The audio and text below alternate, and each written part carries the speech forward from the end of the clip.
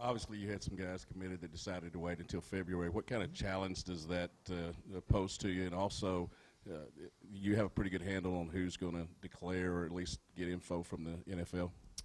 Yeah, as far as that, I don't know if we'll have anybody declare early at this stage today. I have nothing really to report on that. Talking to the guys that I think that they're in a position to come back and improve their draft status going into their senior year. We'll see. And then the other question was. Yeah. We had some guys that chose to wait till February. A lot of it had to do with, whether school already being let out for Christmas and they wanted to have a celebration. Remember now, these kids grew up in a time where they saw there was just really one signing day, and now we've gone to two, and some of these guys want to still experience that where their whole school and everybody comes out. I'm great with that. I understand that, and and I respect that. I respect I respect that, their process that they want to go through. And so, again, it goes back to the relationships with it. Coach, so many stories about how highly ranked this class is. And I heard a recruiting expert saying yesterday that if you looked at the top 20 for this year and asked which one doesn't belong, in other words, what are you guys doing to be so good coming off a season like that? Well, I think we're being who we are. You're being genuine. You're going out, and everybody works hard. It's what do you have to sell?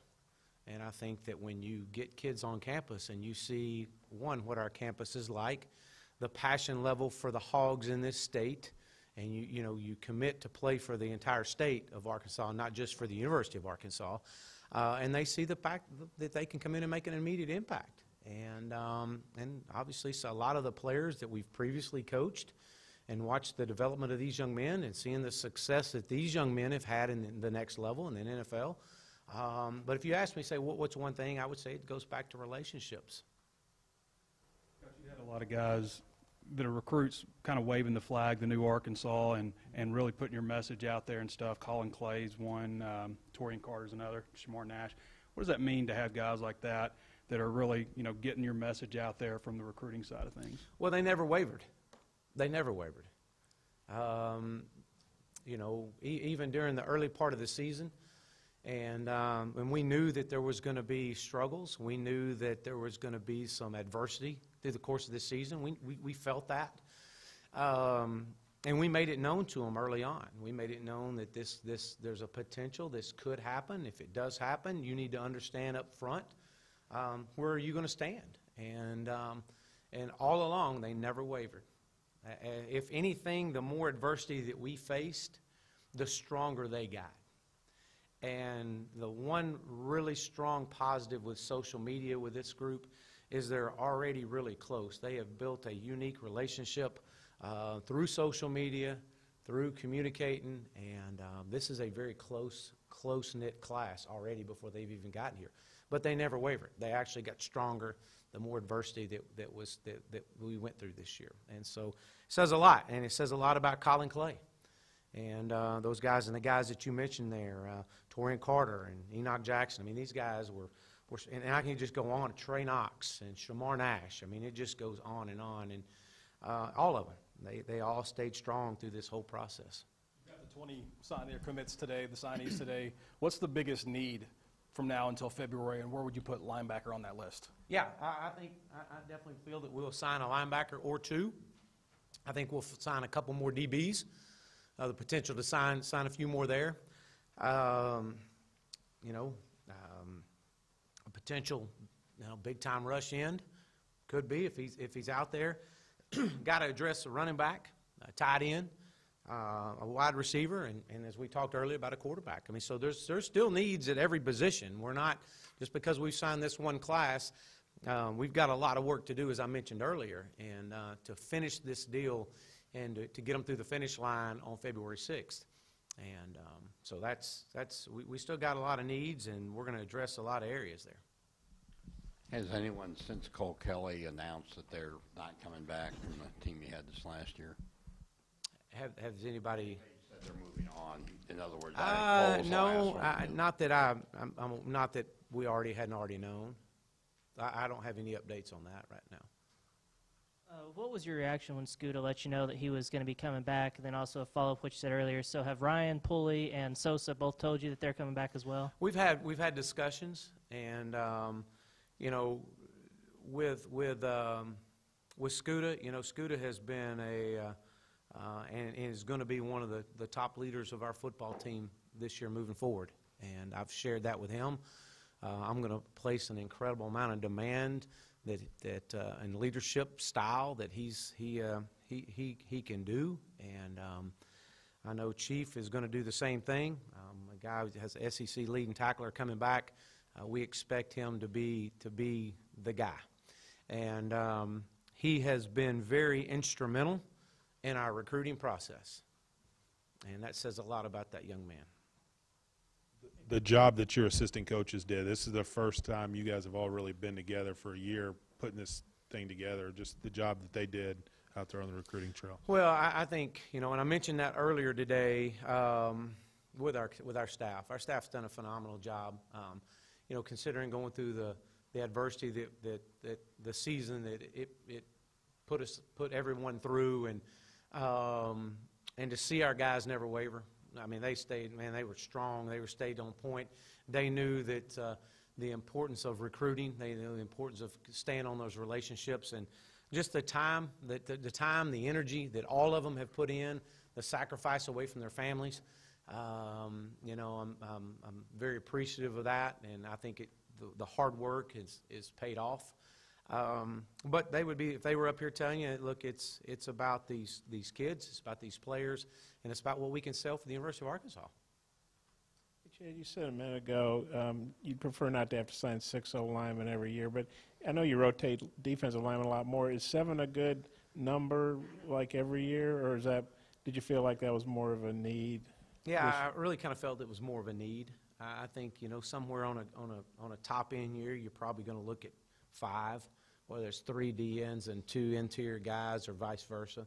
It just depends. You know, this year I felt like that what we had to have moving forward to create the competition and the depth and especially going through this league now the first time, and what the both sides of the line of scrimmage require to be successful. And when you look at the teams that have been successful in this league this year, the one thing that they did have in common, they had a very, very dominant defensive line. And the kids at Mansfield, was there one you guys recruited first, and then watching film you said, hey, this other guy's pretty good too? Kind of how'd that go down, recruiting 2 guys on the same line? At the same high school? You know, that's a great question there. Both of these guys were on our radar, and you know, going in last spring, actually January a year ago, going in and just seeing both of these guys, I think it's, you know, it was really kind of hard to see, you know, which one was first. But if I said one, the other one's going to get mad at me. But I guess I got their inner lies now, so I don't care. Huh? You love them equally? I do, and they know it too. The 2 JUCO offensive linemen, obviously you're probably looking for them to help sooner rather than later, and flipping the kid from Tulsa. Kind of made a late run there. Just how good was that to get all those guys in a short period late? Well, it was huge, and it says a lot about Coach Fry, and you know, his hard work and building that relationship up, and you know, because I only get 1 day out with them. So when they got me with them, I get 1 time. They're going into school each week. I get 1 shot, and so he wanted to make sure it was the right time. And he wanted to save me going in with him for the last week, and you know, Coach Lunny did a great job. That's his area over there in the Tulsa area, and so we were very aware of Ricky. We just wanted to make sure that our numbers lined up to present itself. And but going over there and talking to all the coaches in that area and listening to them talk about the caliber player that Ricky is, we had to find a way, and that's what I did. And so. And then with the 2 junior college offensive linemen, we've been talking to these guys, since September, and building that relationship, and that was big. That was really big for us. Coach, we're used to seeing 1 or 2 guys from Texas the last few years.